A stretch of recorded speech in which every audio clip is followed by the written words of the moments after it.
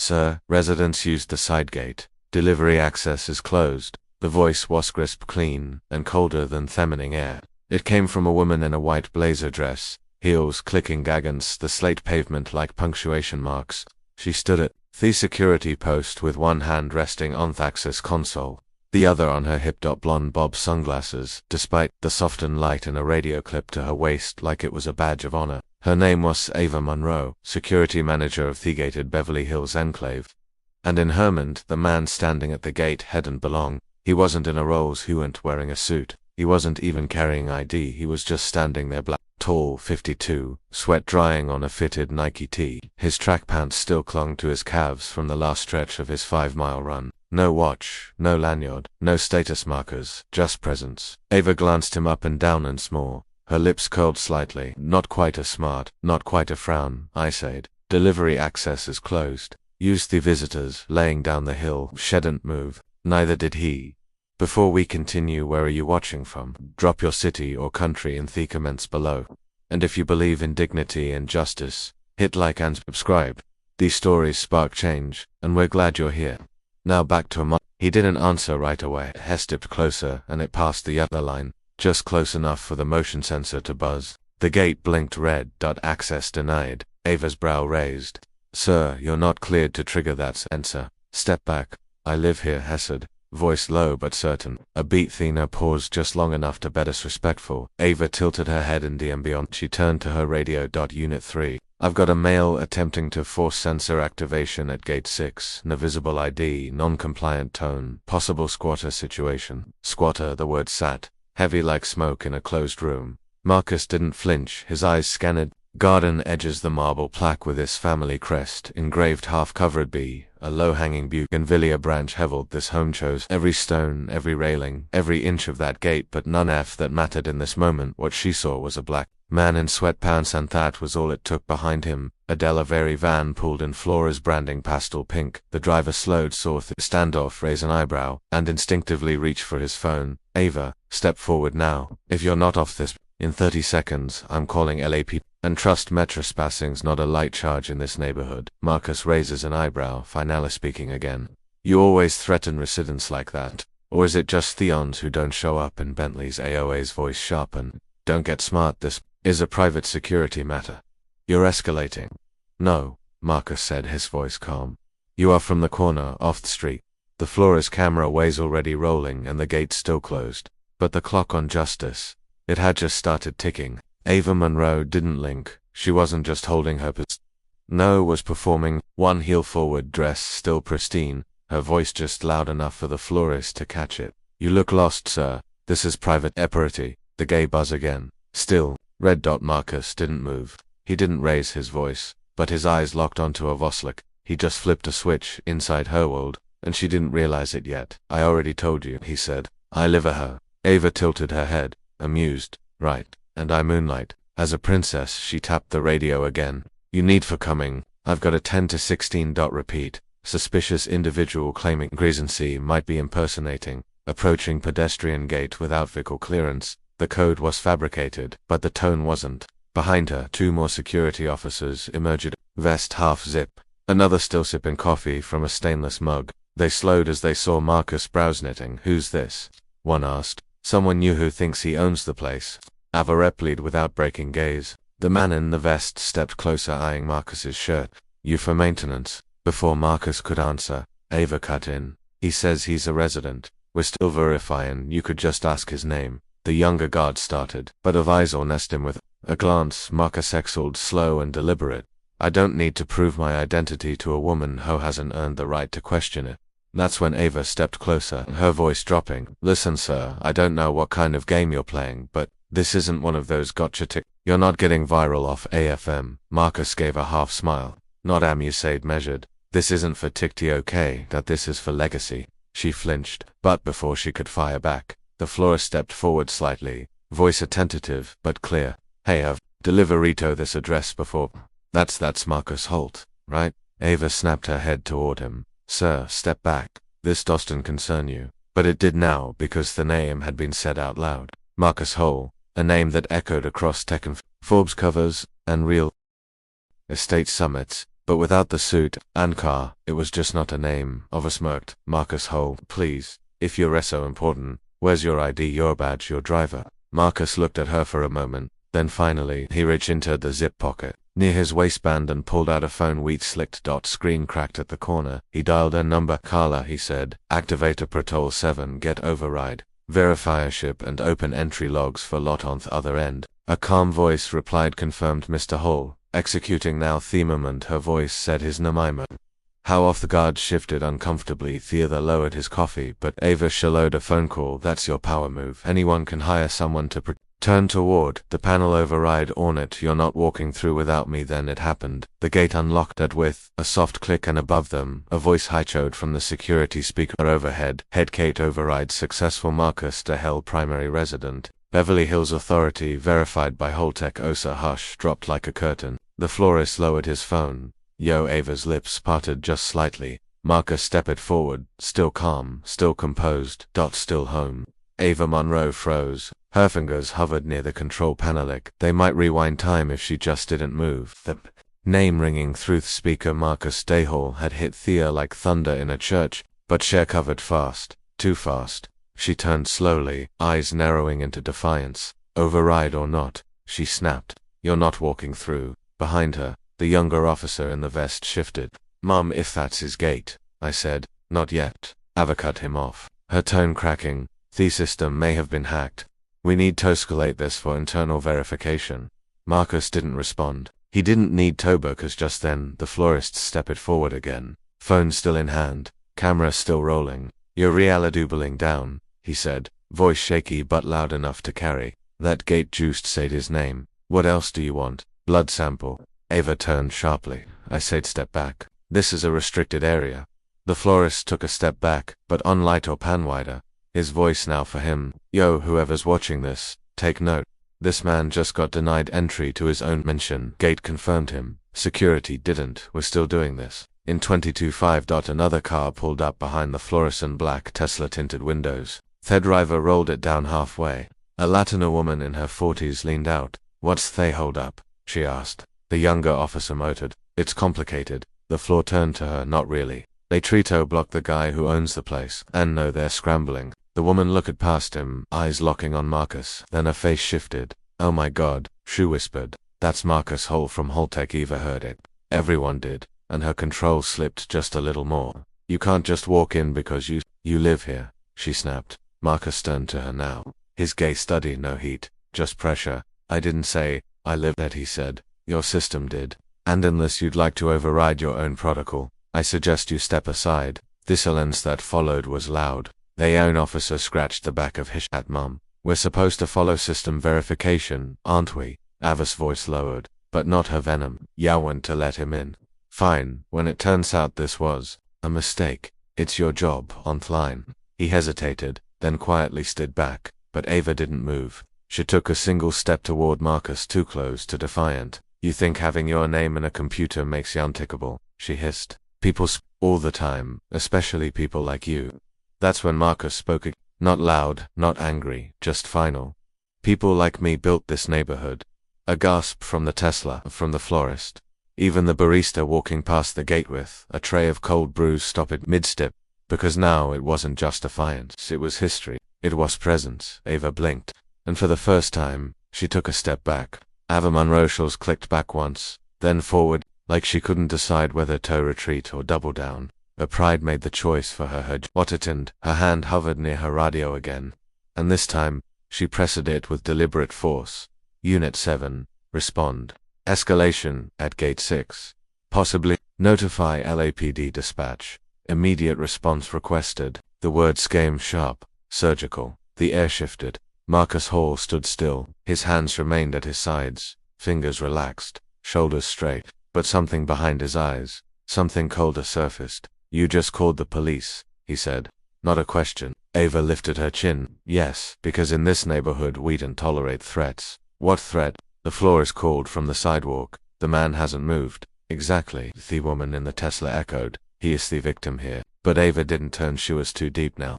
Too far to admit it. You're just another trespasser with a story, she said to Marcus. And I didn't care what some automated voice said. If you don't leave the premises now, you're going to jail. Marcus, slowly, then he reached for his phone again. No anger, just control. Carla, he said, as calmly as one might at a breakfast. They've escalated. Activate phase 2. Full system auditorial time compliance log broadcast on my open channel. On the other end, his assistant's voice was cool and immediate. Understood. Phased live, our security footage. Sensing now. Your ownership record is front-facing. Gate logs archived. Ava Monroe's escalation has been timestamped. The moment Carla said her name, Ava's face changed. Her spine straightened, but her mouth opened just slightly because now it wasn't just a man in sweatpants claiming a mansion. Now it was documentation. Now it was corporate oversight. Now it was her name being logged behind her. The junior officer's eyes darted. Wait, is this serious? He told you who he was. The Flores barked. Y'all didn't listen. Another voice came from the sidewalk. A young black woman in workout gear, earbuds still in. I live 3 blocks down. I've seen him jogging here every morning for 3 years. Ava spun. This isn't it your concern? No, the woman replied, but it's yours, and you just made it public because phones were up now. Not just the florists, not just the woman in the Tesla. 3 more, maybe 4, and Marcus, he hadn't moved an inch, stood there as if the ground itself knew where it belonged. The security gate buzzed again green, as if to remind everyone that the only thing broken here was Ava. The buzz of the gate echoed like Avadic green, but Marcus still didn't walk through. He stayed, not because he had to prove anything, but because themament wasn't finished yet, not until it was seen. Ava Monroe stepped back from the console, her hand now visibly trembling, though she masked it with posture. Her didn't speak. One of them, finally checking his tablet, muttered under his breath, "His name's on the deed." What? Ava snapped, turning. Marcus Dayhal, registered since 2017, owner of 3 adjacent parcels that includes this gate, this house, and the one next door. RUH jaw tightened. The florist lowered his phone for just a beat, then reset it again. You mean to tell me you called the cops on the owner, on the guy who built the block? Silence. Then the Tesla driver again. This isn't about entry, that's about erasure. The phrase caught there and stuck because everyone heard it for what it was. Not an incident, not a misunderstanding, a ritual, one Marcus had lived through before. He took a step forward now, not through the gate but closer to Ava, just enough for her to see his eyes. Do you know how many times I've been asked to prove I belong, Hassad? In my own company, in my own boardroom, in my own home. Ava didn't answer, she couldn't. He continued, calm and lethal. You thought the gate gave you power, but it only showed your fear. Phones were up, commas were flying, the florist live feed had crossed 3,000 viewers. Ava looked at the screen briefly, saw her own face frozen in suspicion, caught mid-command, mid-bias, and the algorithm wasn't on her side. You need 7. What's your ETA? She barked into the radio, desperate for backup. No answer, because Carla's voice broken this time, louder through Marcus' speakerphone. Mr. Hall, LAPD was contacted. We've intercepted the call. Legal team is monitoring in real time. I've flagged Ava Monroe's employment report. 7 prior complaints. None escalated. Patton noted the words landed like thunder. One of the guards flinched. The other took a small step back. A vast voice cracked for the first time. You can't just override my authority. Marcus tilted his head. You never had authority, he said. Just a uniform and agate, neither of which you control. No more. From the sidewalk, the woman in workout gear spoke again, louder now. You didn't get to erase a man just because hadn't dressed like a CEO today. A murmur of agreement. The crowd wasn't big, but it was enough. Marcus looked past Ava. Toward the mansion beyond the gate. 3 stories of glass and stone anselins, the home he designed, the life he earned, then back to her. I'm walking through this gate, he said, voice acquit, but still. Not because I need to, because I always could. And with that, he stepped forward through the gate without permission, because hadn't need it. The moment Marcus crossed the threshold, the air behind gate shifted, not just physically, emotionally. It was no longer just a Boutwo could enter. It was about who dared to stop him. Ava Monroe didn't move. Her hand still clenched near her radio, hung like it had lost its purpose. Because Marcus stood just past the rod-hiring gate now. Sunlight catching theffing sweat still clinging to his cheline. He didn't gloat, didn't smirk, but his presence filled the courtyard like a verdict that needed no judge. From behind, the florist voice rang out, Yoda, that just happened. The woman in the Tesla replied, almost whispering, who walked through like gravity, followed Jum inside the security booth. One of Theophos's pulled up something on his devo's Ava, he said, his voice now cautious. You might want to see this. Shit, didn't turn. Just say it. marcusade.com/cold. The officer hesitated, then read out loud. Marcus Dahar, founder and CEO of Holtec Systems, board member of Clarion Financial, majority shareholder of Westridge Estates Management, which owns this community. The silence that followed wasn't silence, it was impact. Ava finally turned, her face pale now, but trying still to hold some shred of structure. I didn't know, she said. Marcus didn't blink. You didn't ask. Hess stepped closer. You just profiled them on who signed your checks. That it like glass cracking beneath high heels. Behind her, the junior officer Quittler took off his earpiece. The second one backed away entirely, shaking his head. The Flores turned his phone around to face himself, speaking into the lens. All right, TikTok. This is going viral. Black CEO locked out of his own mansion by a woman who thought sweatpants mean squatter. Marcus didn't move. He didn't need to, because now Ava was shrinking. Not physically, not yet, but publicly. She opened her mouth to say something, maybe an apology, maybe an excuse. Butynator voice interrupted her, a caller still on speaker. Mr. Hall, the override is complete. All security feeds from Gate 6 have been archived. Compliance Pertinent is reviewing Ava Monroe's behavior. Ligo recommends suspension pending internal investigation. Ava's eyes widened. You're seriously Mark-esque-gutting. This isn't revenge, it's accountability. Then turning to Theophosus, you've got two choices. Stay aligned with her or realign with Theotruth. Neither answered. They didn't aid too, because when Marcus walked further into his own property, neither of them followed Ava. They followed him. And as the florist whispered to his phone, that's how you fire someone without saying the word fired. Ava Monroe didn't know where to stand. She was still technically the manager of security, but suddenly her order scaried. No, wait. The gator bids mean else.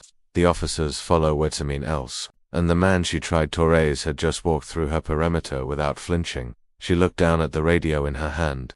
It you said to be her weapon. Now it was just plastic. The junior officer cleared his throat. Ma'am, you need to step away. The panel. Eva turned slowly. Excuse me, you heard him, the other officer said, more firm now. He owns this block, and legal's already flagged this incident. We're not putting our names on this for a second. Her lips parted like might argue, but the confidence was gone. All that remained was posture, and it was unraveling fast. From the sidewalk, the crowd had grown. More Kashard pulled over. Someone was live streaming from a park bite. Another woman, mid-50s, clutching a yoga mat, called out from the side. He built Thasacondos on Leary, didn't he? Marcus Hall. A man in a baseball cap responded. That's him. Hailtech, he's a billionaire. Ava turned slowly back toward Marcus, who had now stopped Nerth Fountain and his driveway. His back to the gate. He didn't need to look at her. The house behind him through Florsef, brushed steel and stone, seemed to echo his stillness. Mr. Hall, she started, voice straining for something human. I didn't mean for this to escalate. Hesad still not turning. You did everything but listen. He said you called me a threat before you asked a single question. She tried again. It's protocol. We've had incidents. People sneak in, falsify access. Did I sneak? He asked. Finally turning, his voice wasn't raised. It didn't need to be. Did he lie? Or did I just not fit the picture in your head? The silence clung to her like humidity. Then Carla's voice came through again. Clear, clinical. Mr. Hall, Internal Security has requested Authoriocean to proceed with standard disciplinary review. Would you like to initiate formal termination? Ava took a sharp breath. Marcus looked at her, right at her, and for a second, just a breath, she thought maybe he wouldn't do it. Maybe he'd walk inside, let it go, but he didn't. He spoke slowly. Immediate effect. Ava Monroe's credentials are revoked. He paused. Terminate access to gate control, building entries, comms, and personnel files. Ava gasped. Wait. But the panel beside her let out a dull buzz. Its screen went black. The radio in her hand crackled once, then died. Nano knows. She tried again, slapping buttons that no longer responded. Her badge, clipped neatly to her dress, flashed red. She looked down at it like it had betrayed her, but it hadn't. It had simply remembered who was in charge. Marcus turned fully now, facing her across their gate. You didn't just misjudge me, Hesed. You must choose power. And yo for good. People like me don't need to yell to be heard. Behind her, someone clapped on another. Then the applause spread soft at first, then louder. Not a roar, not a chant, just a re-singer legend that something wrong had just been corrected. Ava Monroe stood frozen, powerless. not because she'd lost control of the panel, but because she'd never really had it. Ava Monroe was still standing, but only in the physical sense. Her badge now flashed red in quiet defiance, like it was ashamed to still hang from her lapel. The gate console behind her blinked twice, then powered down, completely disabled by a mode override. She opened her mouth again, desperate for control. "I've worked here for 5 years," she stammered. "You can't just erase me like this." Marcus raised an eyebrow. "Erase you?" He took one step forward. "You erase me, Themament. You saw sweatpants instead of partnership." Carla's voice returned loud and a pipe through the entire perimeter PA system. "Mr. Hall, system reset authorization is ready. All previous AX hierarchies linked to Monroe's ID will be removed. Senior access may be assigned. Do you wish to proceed?" Ava turned toward the speaker, as if she could stop the signal with a glare. Marcus didn't even look at her.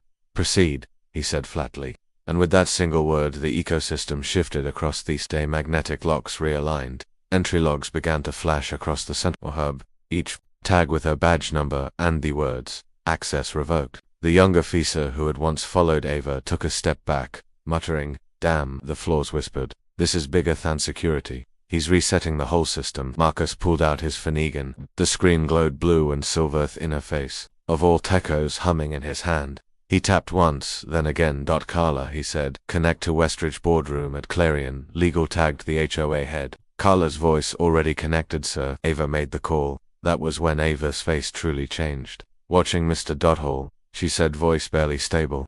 This is a misunderstanding." The board." Marcus didn't let her finish. "You collect police on a verified homeowner without you initiated a lockout without escalation protocol. You ignorate confrontation from your own system. And no, you're asking for mercy after accountability arrived." Ava took a step back. "Please just let me explain." Marcus looked down at his phone as Carlos returned, "Sir. Board of Westeridges voted unanimously. Ava Monroe's management privileges have been permanently revoked. Legal has initiated breach documentation for wrongful detention and bias-based misconduct." The final word echoed through the courtyard. "Misconduct." Ava stared blankly at the blacked-out gate panel, then to her radio, still dead, then to Marcus, and for the first time, her voice broke. "I didn't know who you were." Marcus' response came without pause. "That waste problem." He looked back toward the house. "Reset the system," he said, Moretto himself than anyone, then louder, "Not for Ava, but for everyone watching." From top down, phones were still up, but now they weren't filming chaos, they were filming justice. And in the middle of it all, a man in sweatpants, clean, undeniable, was quietly reclaiming every inch of power they thought he left behind when he stepped out for a run. By now the entire street thought stopped moving. Cyclist, DISMOUNTED. Dogwalkers paused mid-stride. Drivers rolled down their windows, not to honk, but to listen. What started as a minor confrontation at a mansion gate had come a live broadcast of dignity and real time. The florist, now sitting on the curb still recording, murmured into his phone. The man didn't raise his voice once and still changed everything on screen. The live stream ticked past 28,000 viewers. Comments flooded. "This is how real power walks. Never judge ACO by his hoodie. She tried to guard the gate, but he owned the land." Justin, the woman with the yoga mat, stepped forward, holding her phone like he a mic. "Mr. Hall," she said gently, "do you mind if I ask one thing?" Marcus turned, polite but guarded. She continued, "How do you stay so calm even when someone tries to erase you?" I looked at her for a moment, then gave kind of answer that felt like it had been forged through years of experience. Because every time I've been underestimated, I learned something about the people doing the underestimating." He paused. "And every time I stayed calm, I remembered, storms don't shake foundations, they just test them." The woman nodded slowly. Someone behind her whispered, "That's going in my yearbook." Laughter rippled. "Kind that mocks, but kind that heals." From across the street, a teenager in an apron, Barrister Mabe, shouted out, "Yo, Mr. Hall, Mulder brother, interned at Holtec Hesed. You visited every floor, even the generator stations." Marcus smiled lightly. "Tell him I said thank you.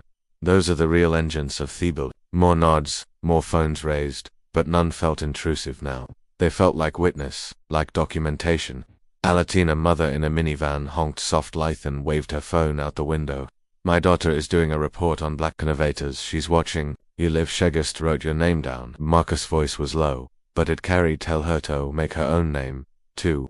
A murmur of wow rolled through the street, and somewhere behind it all, Ava Monroe stood silent, still present, still watching, but now unseen because Thestery had moved on. It was no longer about her failure. It was about his endurance, his restraint, his presence. And as the sun crept higher above Beverly Hills, its light catching ongless pavement, sweat and screen, something else became clear. This wasn't just a moment of justice. It was a modal. The courtyard had gone still, not quiet, just still. Like the moment knew it was ending, but wanted a little longer to be felt. Remembered Marcus Hall stood at the base of the marble steps, the glass facade of his home behind him. His breathing had slowed, no sweat now, no heat, unlike gravity. He turned back once, scanning the people gathered outside the gate. Not fans, not followers, witnesses. A chorus of perspectives, different faces, ages, colors, all brought together by miscalculation and one response. Then, from behind the hedge line, a reporter's voice emerged. Local, young, shaky, but eager. "Mr. Hall," she called out, "do you have anything you want to say to those watching? To anyone who's ever been treated the way you were?" Today Marcus looked directly into her. No rehearsed speech, no podium, just a man in running shoes and dignity. He took one step forward, adjusted nothing, then said, "They didn't try to stop me because they knew who I was. They tried to stop me because they didn't. And that's exactly why. I built what I built." He let it land. People leaned forward like the words had weight. He continued, "I didn't raise my voice, I didn't throw punches. I just stood still and the system moved." Then closer, the line that cut quiet as a blade. "You don't evict power from its own home." Phones went up again, not for scandal this time, for record. The florist whispered, "Yep, that's the quote. That's the one." The woman in the tessitone to her daughter, still watching from FaceTime. That line, frame it. That crowd didn't cheer. They didn't need to because what they witnessed wasn't performance, it was precedent. Marcus gave a final nod, then turned and walked up the steps, each footfall echoing like punctuation on a sentence he'd been writing his whole life. No door slammed. No security flanked him. He disappeared into his home like a king returning to his chamber. Because that's what he was. Not just the owner, but the architect of his own belonging. And for everyone watching, one thing was now undeniably: presence isn't granted, it's claimed. The door clicked shut behind him, not loud, just certain. Inside, the house was quiet. The kind of quiet you want. No echoes, no alarms, just a slower turn to stillness. Marcus Hall stood in the foyer, letting the cool air wrap around his skin like silk after fire. Hadn't go straight upstairs, didn't grab a towel, didn't reach for water. He just stood still, breathing, letting the moment settle into his bones. His eyes drifted upward to the tall portrait hanging above the curved staircase. Black and white, soft, matte finish. It was his mother's Sunday dress. One hand on her hip, the other resting on a Bible. Her eyes forward, shoulders squared, a pose not for vanity, but for she was never allowed inside the front doors of the buildings he knew, but he kept her face above every threshold as reminder, as witness. Heck closed his eyes and the memory came easy. 7th grade Southside Chicago. He'd worn his cousin's blazer 3 sizes too big to attend a science expo at the city center. He remembered standing in the lobby waiting for the rest of his class, and the guard begged, white, irritated, pointing at him, without asking a name. "You don't belong in here, this ain't for you." He hadn't said anything back then, just turned it around and walked outside. The air had felt cold, but the silence had felt colder because the words never left him. They followed him to college, to every pitch meeting where someone asked if he was the assistant, to every elevator ride where his presence made others clutch purses tighter. And today he showed up again at his own gate. But this time I did. He whispered it to the hallway like a vow delivered late, but right on time. This time I didn't explain myself. Didn't apologize for our ignorance. Didn't leave my dignity on the curb. He opened his eyes again. Their fear greeted him back. Still his. He walked toward the window, pulled back the curtain. Outside, the crowd was slowly fading, dispersing, but forever changed. The florist gave Anna to the camera one last time and ended his stream. The barista waved from the corner. A little girl pressed her hand to the gate, staring in silent awe. Marcus watched for a beat, then whispered one more truth. Not for the camera, not for the crowd, just for himself. "I didn't build all this to be seen, I built it to be undeniable." Marcus Hall turned away from the window. The world outside was already shifting back to normal, or some version of it. But inside, in this house of stone, steel, and legacy, Time moved. He walked slowly down the hallway, each footstep soft against their hardwood, passing framed photos, his first server rack in a rented garage, the ribbon-cutting ceremony at Holtec, his daughter's graduation, his son's first patent, a life built, brick by brick. But today wasn't about what happened, it was about what he refused to let anyone take away. He stopped near a side table where an old leather notebook sat, worn edges, pages heavy with ink and vision. He opened it to the first page. His handwriting 13 years younger, still sharp. Legacy is not what you leave behind, it's what they can't erase while they are still here. He ran a finger across the words.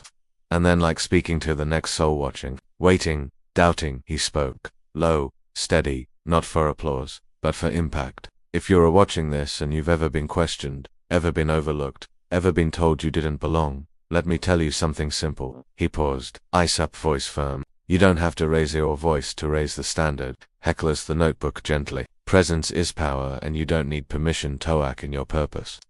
One last breath. Then he looked directly at the Kamaran final time. No lights, no edits, no flash, just the truth. Next time someone guards a gate, remind them you own the... He turned, walking toward the back patio where the sun had begun to dip, and as the light poured through their glass, one final phrase hovered in the heart, like smoke from something sacred. They didn't just underestimate a man, they misunderstood a movement.